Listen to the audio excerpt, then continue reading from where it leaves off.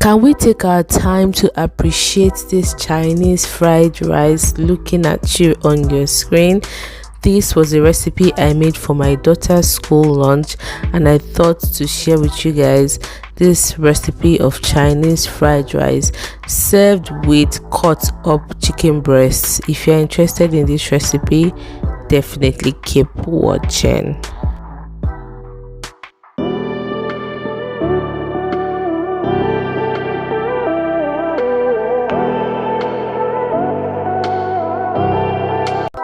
Hi guys, welcome back to my channel. If you are new here, bienvenue. If you've been here before, thank you so much for checking back. As you guys can see, I have my chicken breast on fire, currently frying up in some butter, and next I'm going to be pouring in some blended sesame oil. For this recipe, you want to use just butter and sesame oil. If you do not have those, you can use ordinary oil, but these two give you better results. I'll put the ingredients I used in marinating the chicken on the screen. That's exactly what I'm showing you guys here, and the flavor of this chicken was bomb. After some minutes of frying on each side, I'll say about 3 minutes each, I decided to take out the chicken breast because I wanted to cut some up and I wanted them to remain juicy. At the end of this recipe, I ended up putting the chicken back on fire just to give it some more browning, but for now I liked it just the way it was. So I'm taking out the chicken breast here, as you can see, and eventually I'm going to be putting some more butter into my pan.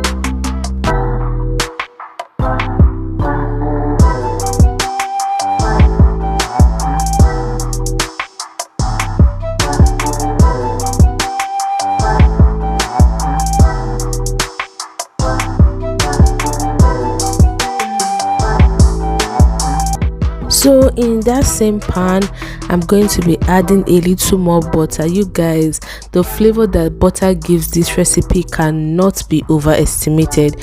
If you don't have butter, you can use oil, but I tell you, the taste will not be the same. So please endeavor to use butter for this recipe, and you can see that I'm maintaining the pan just to make sure that the flavors and everything are developing. In that same pan, I'm going to be drizzling just a little bit of sesame oil. You guys, the combination of these two takes your meal to the next level. Once that is heated up, I'm going to be adding in my grated ginger and garlic. I'm going to be leaving the ingredients down in the description box for those of us who want to try this recipe, okay? And you want to give that like a quick stir just to make sure that everything distributes evenly. And guys, by now your whole kitchen is going to be flavorful, smelling nice. Your neighbors are going to be obsessed with you. That's exactly what we are going for.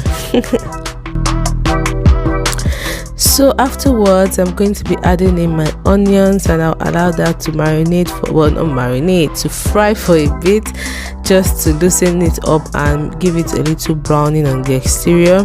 Don't mind me struggling with my chopping board. I was trying not to put the bell peppers yet. I needed the onions to go in, but we are being stubborn. You can see that 1 or 2 pieces still ended up in the pan, but that's fine. It's still part of the process.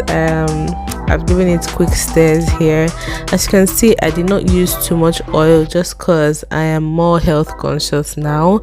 You can add more or less depending on your preference, but for me, this was perfectly fine. So you want to keep stirring that from time to time because you do not want it to burn. This process, we are using high heat. I forgot to mention that earlier. If you want to achieve this, you have to use high heat. Next, I'm going to be adding my runner beans. This was soaked in hot water for about 10 minutes before I started the preparation, because you know that runner beans, they call this. It can be tough sometimes. I'll put the right name on the screen. It can be hard to chew sometimes, so I soaked that for about 10 minutes prior to throwing it in the pan, and it helped it soften up, but it didn't become mushy. It was still crunchy, but it was not hard to chew. Like I said earlier, I was making this dish just for my daughter's school lunch. And after stirring that for about 2 minutes, I added the rest of my vegetables, which were carrots, green pepper, and some fresh pepper. If you have any more vegetables, you can do that. This was what I had in my fridge at the time.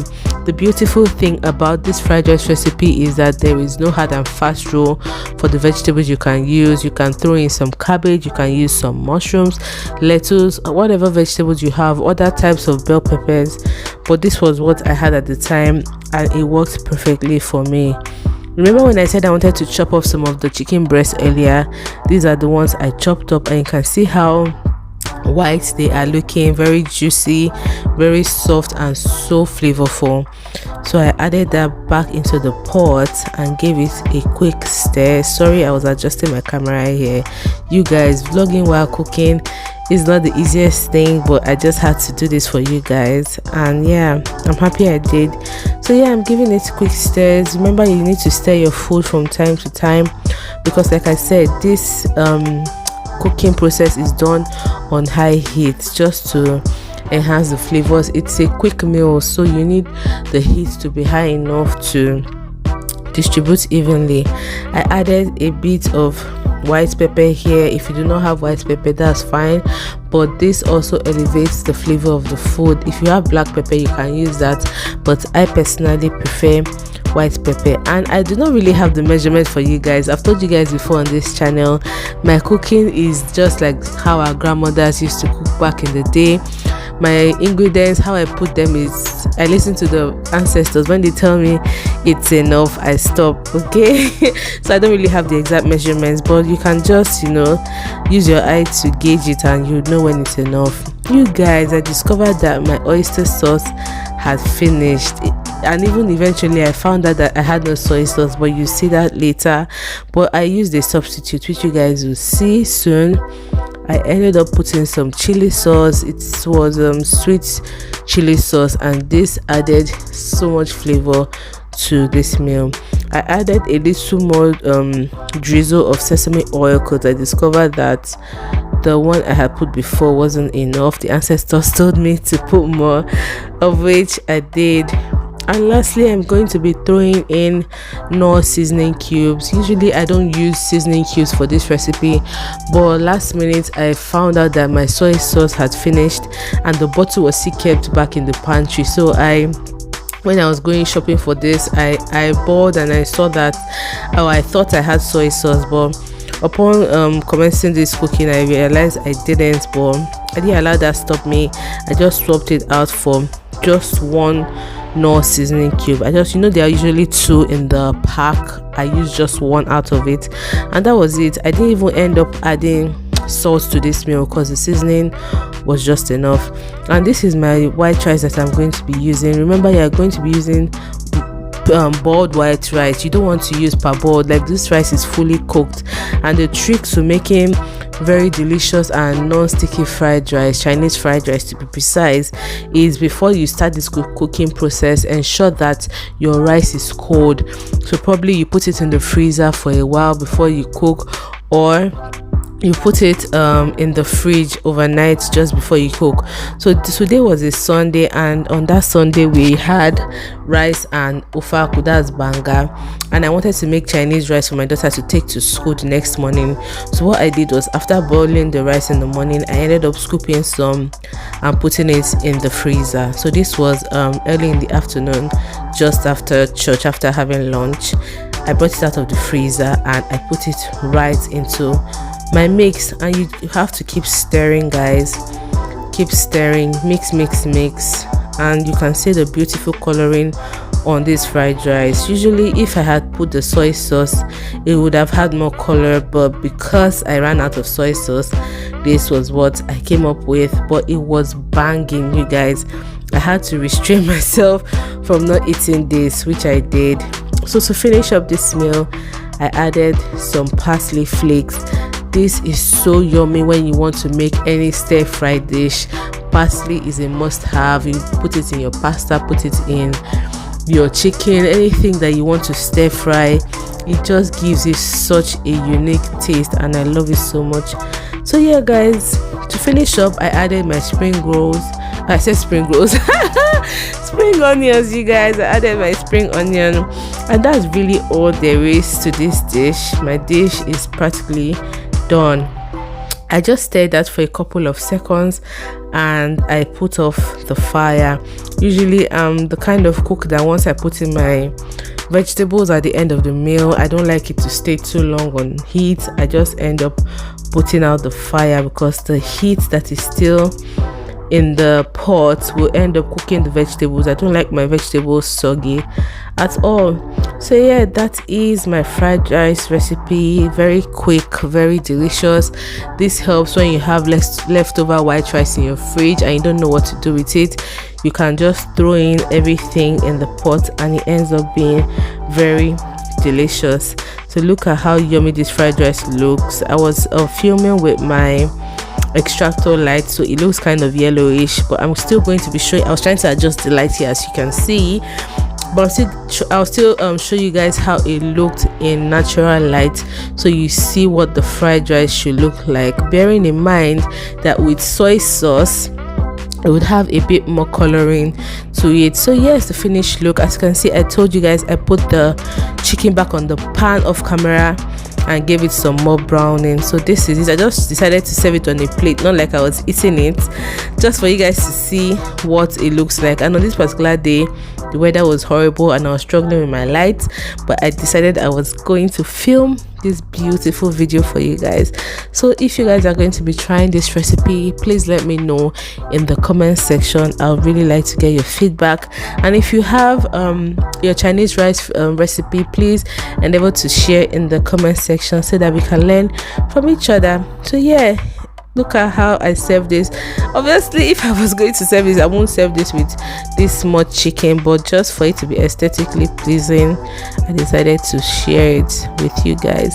And my daughter loved this meal. Like, she was so happy when I told her what she was going to be having for school the next day. I even practically had to hide it from her so she won't eat it on this very day.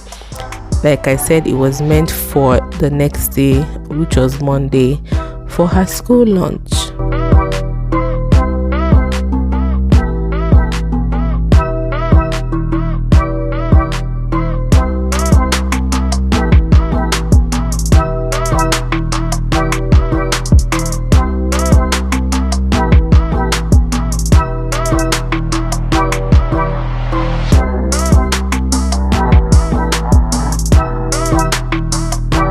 So this was early Monday morning. I really love to warm up any stir fry dish I make on a pan over a stove or over a fire.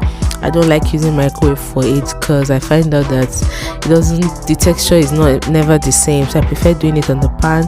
So very early the next day, it was time to pack my daughter's school lunch, and you can see I also threw in her chicken in there because I warmed everything together. And you see that this rice looks as good as new. Everything is one, there's no rice sticking to the other. So I packed it for my daughter. There was already a lot of vegetables in the rice, so I just served it with 2 chicken breasts. At the end of the school day, I decided to check my daughter's school lunch just to see how well she ate her lunch. I usually do this every time when I give her food, and as you can see, it was a hit back to back. She finished every single spoonful of this rice. So please let me know if you'll be trying out this recipe, and I hope you guys enjoyed this video. I'm giving you guys a thumbs up. Please remember to like, share and subscribe, and let us meet in the comment section. Thank you so much for watching this video. I'll see you guys in the next one. Bye.